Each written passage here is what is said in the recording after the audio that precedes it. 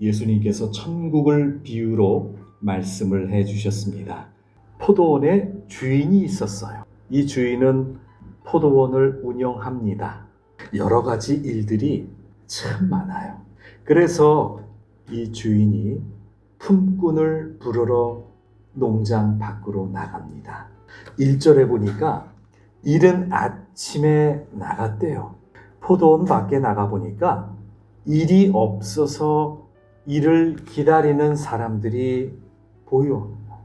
그래서 그 사람들에게 내가 하루 일당 한 데나리온을 줄 테니 가서 우리 포도원 농장으로 가서 일하시오.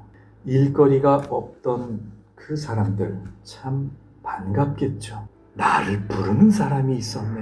내가 일할 곳이 생겼네. 자, 그리고 나서는 이 주인이 한참 있다가 포도원 밖에 또 나가봤어요. 아직까지 일이 없어서 그냥 있는 사람들이 몇이 있더랍니다. 일할 것 없나 싶은 사람들이었어요. 그래서 그 사람들도 역시 똑같이 부릅니다. 우리 포도원에 가서 일하시오. 내가 일거리를 주겠어. 자, 그러더니만 주인이 5절의 말씀대로 6시에도 나가봤대요.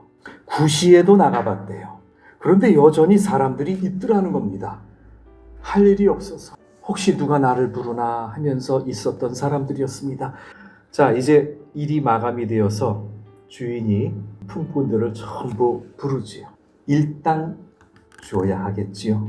8절에 보니까 누구부터 주었다고 합니까?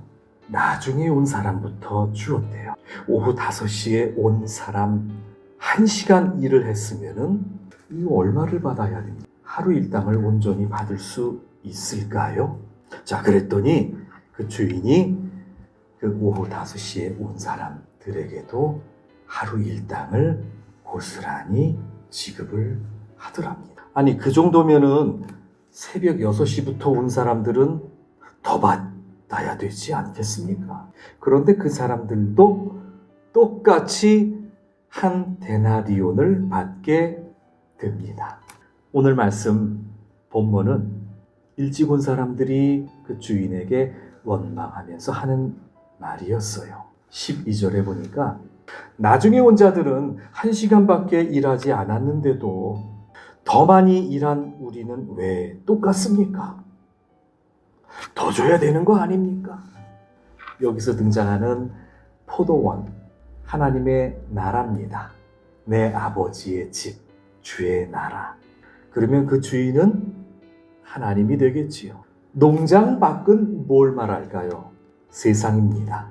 하나님 나라 밖이에요. 즉, 이 세상을 말합니다.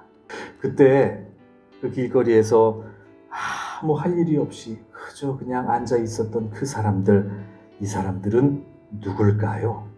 하나님 나라 안에 들어오기 전의 인생들. 우리가 인생에서 비교적 일찍 젊은 나이에 예수님 만나서 예수님 영접한 사람들이 이른 아침에 온 사람들로 비유가 되는 거예요. 맨 마지막 11시에 온 사람들, 그 품꾼들은 이때 예수님을 만났겠죠. 인생의 거의 마지막 시기 혹은 죽기 얼마 전, 그때 예수님을 만났어. 이분이 예수님이구나. 내가 예수님을 만났어. 내가 하나님의 자녀가 됐어. 하나님의 나라 안으로 들어왔어. 인생의 마지막 시기에 예수님을 영접하여 자녀가 된 인생, 거의 마지막 11시에 들어온 인생들입니다. 그래서 예수님께서 이 비유를 통해 일찍 온 자들이나 아니면 인생의 마지막 시기에 나를 만난 자도 오늘 나와 함께 낙원에 이를 거야 라고 하는 그 천국 약속, 그 축복의 은혜는 똑같다라는 거죠. 일찍 온 자들이 원망을 합니다. 같은 포도원 농장이면서도 시기를 했어요. 왜 우리는 이렇게 원망을 하고 왜 우리는 이렇게 시기를 늘 할까요?